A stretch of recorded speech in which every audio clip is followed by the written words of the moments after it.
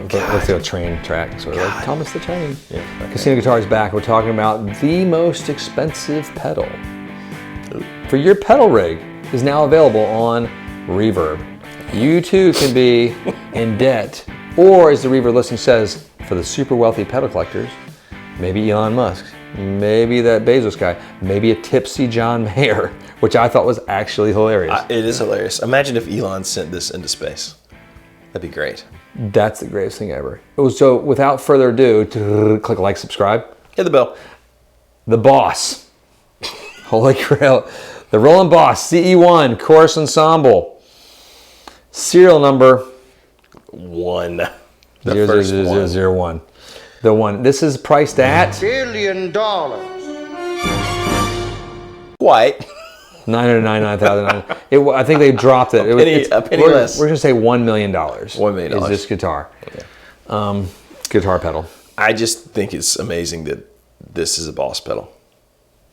You know? I think it's amazing this pedal was $20 or so when it came out. Maybe. We should look that up. That would have required work. Yeah, that's true. No, we were all laughing about this earlier this morning when we came in. It's like, this is a mad world we live in. You know, the Klon, like one of the number 2, sold for like $500,000. Something like that, yeah. So we're getting a Boss pedal. And these are good pedals. These are going anywhere realistically on the market from $700 to up to $2,000, depending on year and provenance. Well, I mean, it is really cool, and it's a really big part of the history of guitar pedals, right? But for so long, Boss just became the thing. When we got into that world of like everything's boutique, right? You know, people kind of look down a little on some of the Boss stuff. But I think we've had people like Josh Scott from JHS have sort of brought it back into the limelight that, Boss pedals are great, they last forever, and that they really sort of were innovators at one point. They were, and then they realized how to make lots of pedals for really affordable to give it to a mainstream to make your OK amp sound pretty amazing. They did a great job and a service to all of us. Prince used them, and it was fine. You know, so lots of good sounding folks. I used to use them all the time when I use pedals. Well, I mean, when you buy because there was a point there where you could buy like every Boss pedal in the pawn shop for like $40, you know, or less. It was like $40 a pedal. Yeah, I mean, because I remember most of them were like $99 at their peak. When they're new, right?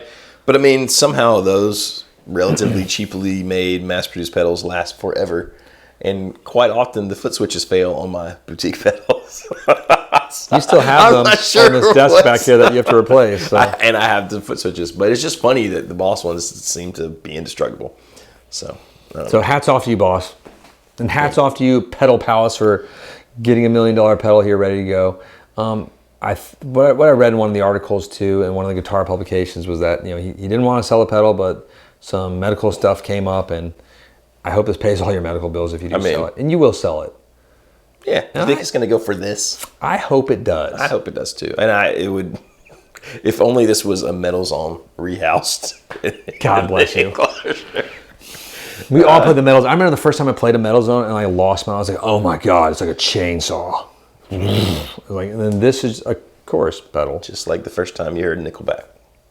You were like, hell yeah, brother. The first time I heard Creed's tone, though, it was like, when you hear Creed, like, and like, you're like, all right, Tremonti. When that first Creed record came out, it was amazing. And it was, I don't care what you say, it was cool. Nobody cared then. It is like the Metal Zone, right? Like, it was awesome. And now it's become this thing. Well, that whole Creed Nickelback thing, they went through that circle where it was not cool. I think they're back to cool again. Are they back to cool again? I'm not cool enough to know. Yes, they're coming back. People realize how much those records kicked butts. Those first records, man, they were. Yeah, those were butt-kicking records, and I wish Creed would get a reunion in Scottsdale. It could happen. And it'd be one day. It'll happen one day. It would sell out arenas. Yeah, I'd kind of want to go. We would go. We'd have to go. Who would open? Who would open the Creed reunion tour? I think it could be a Creed Nickelback dual tour. It would be amazing. They just take turns each night. With like guest appearances by Avril. Drop the mic. Bam, it's over. Just saying. And they would use the Roland Boss CE1 Chorus Ensemble serial number 1. They could afford it. They could. Or a tipsy John Mayer.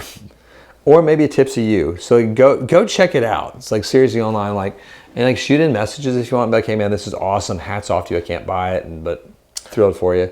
I want to hear like a set with like this course pedal, the Klon that went for $500,000, like the most expensive Dumble, and like a 59 burst, like the most obscenely expensive rig ever, or like multi-million-dollar rig, just for pedals too, or the burst, yeah.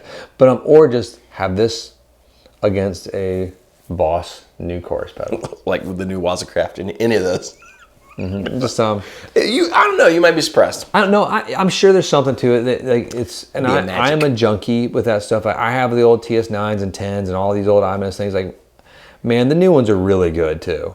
Yeah. Like mine squiggle and squawk some, and then sometimes don't want to work. I've had to like jerry rig like the on-off functions on them, but they're not unbelievably better. Well, I mean, it's cool just like they're older. I love those way huge pedals, right? And some of the original ones go for crazy money.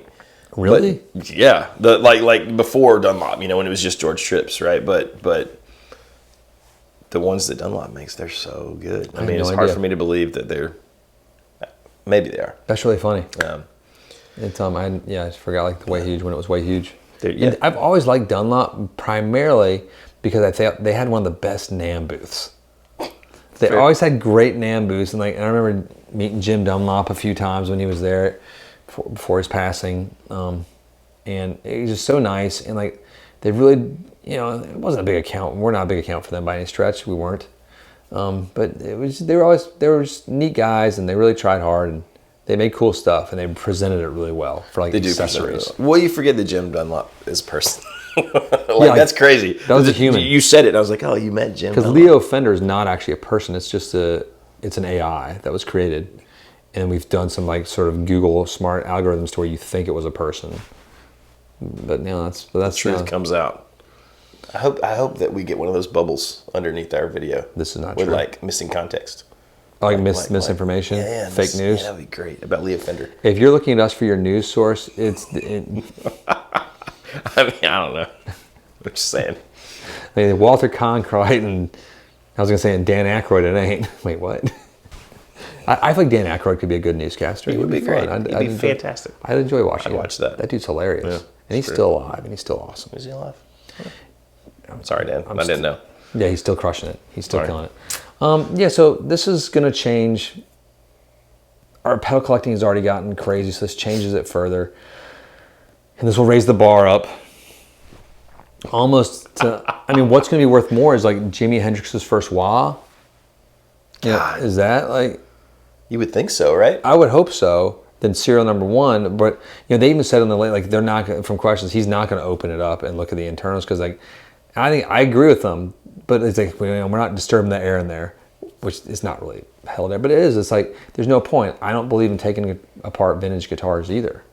Like just to check them out and inspect them all the time. Every time you do that, you're hurting it a little bit. So you have to if you're like buying them crazy guitar. We do that when we're doing, but I don't want to like. But not just randomly. Oh, here, check this out. Share my neck. This was built in '64. Yeah. Right. It's like let me screw this back in and run this a little bit longer. I've seen some scary things happen on guitars. They like to break sometimes. It's true. No, so if you are in the market for an insanely overpriced pedal, you just got to have that chorus tone, which you already have, I'm sure. Yeah. This might be your guitar. This is the one. You got anything else on this thing, Johnny? I don't think so. I mean, it would be cool just to be like, oh look, the first one. Not that cool. Not a minute. I'm trying to imagine the scenario in which I had $1 million to blow on that. I mean, because you're never getting that many. You know what I mean? Like no, but the argument here is like in 10 years this will be worth like 5 to 10 times more. I'm like maybe a $5 to $10 million pedal for I don't know. Maybe it holds. Maybe you could resell it for $1 million. But you're not buying it for that. No one is gambling $1 million on that. They're buying it because it's cool. I honestly don't think it's going to sell for $1 million. I think it's going to sell for less, and it's but I hope it does sell for $1 million. Even if it sells for $800,000 or $500,000, if it sells for $500,000, that's insane. That's wild. I think the fact that we pay $5,000 to $7,000 to $8,000 for Klons now, not as much I've seen it. I know. I would never. Rub my back and call me Sally. I would never. Bringing me Merlefest days back. God bless it. Thank you for joining us. We're going to go because we do have to start watching Lord of the Rings, the series, soon. That's true. I hear it's good. It's never too early. The beginning 2 minutes was pretty good. Was it action-packed? No. Okay. It was not.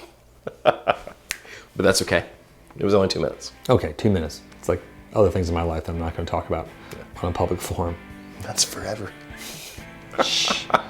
Stamina. That's what I'm called. Stamina King. It's the first thing to go. That's what I've always heard. Stamina. Shut up. Going home. Thanks for liking and subscribing and belling and all that stuff. Belling. I like it. Belling. You're a new thing. It's our. No, I was going to say something horrible. I can't do it. No, I'm done. Someone's going to get me in trouble. Probably for the best. I Cut it off now. censored myself. Cut the camera now. Bye. Good riddance.